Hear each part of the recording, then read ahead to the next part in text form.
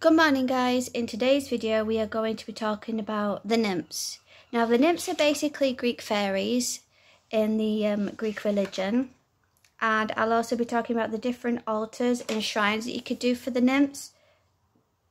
Excuse me, sorry.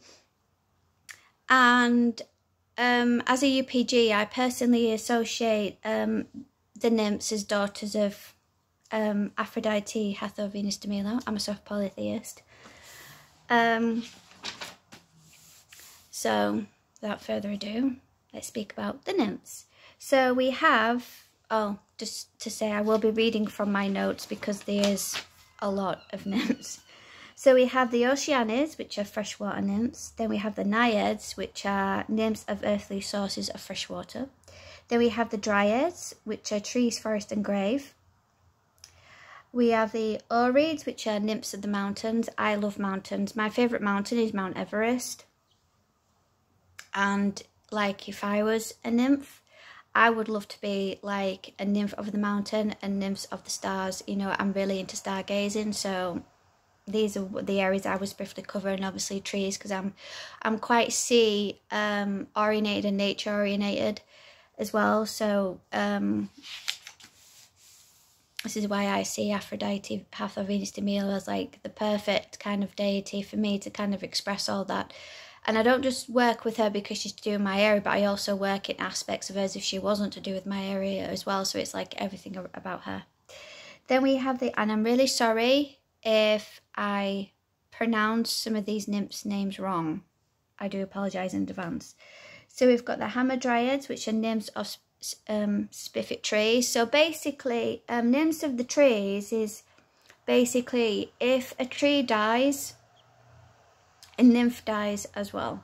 So this kind of like, I think it is mentioned in like the nymph mythology, like if a tree dies, then a nymph dies as well. Then we have Meliae, which is mountain ash, which are nymphs of honeybees. Then we have Melissae, which are bees, and it's actually where the name Melissa comes from. Then we have the meadow and marsh nymphs. Then we have the Epimelides, which are nymphs of pastures and orchards. Again, I'm really sorry if I'm not pronouncing it right. Then we've got the Limonides, nymphs of water meadows, and Anthoaceae, flowers. Again, I am really sorry if I'm not pronouncing. Then we have the star and sky nymphs. So we have Nephilae, which are rain clouds, Auri, which are cool breeze, Hesperides, which are sunsets, and we've got the Astraea, which are stars in general, like the Pleiades, and which are known as the Seven Sisters in Greek mythology.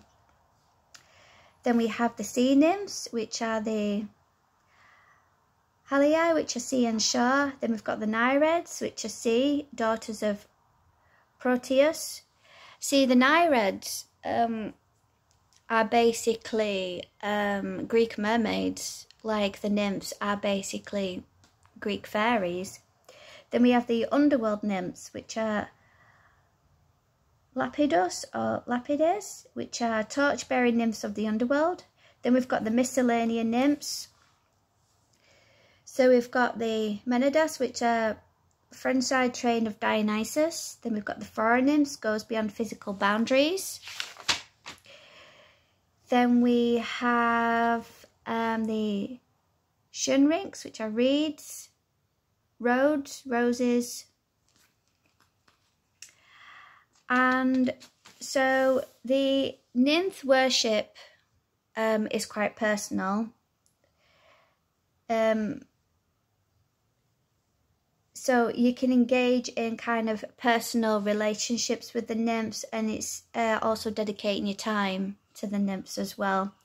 So the altars and shrines are a garden of home for the nymphs, working in groups with other deities, and anything natural is sacred to the nymphs.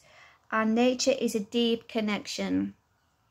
I mean, to me personally, I would see nature as a very deep connection towards the nymphs as well, and also being near like the sea as well is a very deep connection to the nymphs. So the offerings are nature crystals, pictures of nature, dedication, songs, poetry. You know, the important is cheese, bread, seeds, seashells, honey and waters. Supporting life of nymphs is taking care of the land around you. So the nymphs, you can do divination work. I love a personal special working relationship with the nymphs as well. So, and also I would, to connect to a nymph, I would recommend going like to a nature park to connect with them.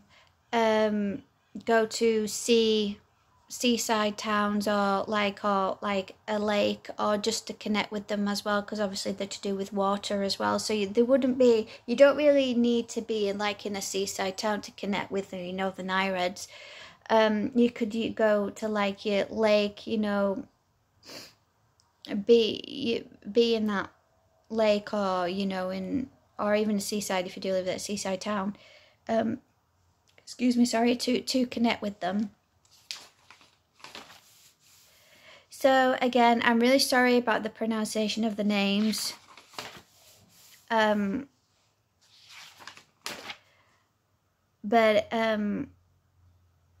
I hope this video helps in understanding the different sort of nymphs that they are in the Greek religion.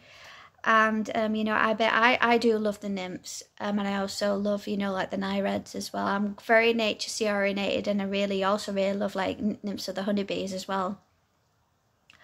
I personally, as a UPG, like I said, I see the nymphs and the Nereids, you know, as the daughters of Aphrodite-hathor-venus de Milo. I am a soft polytheist. So I really hope that this kind of helps you in understanding the different nymphs that are out there. And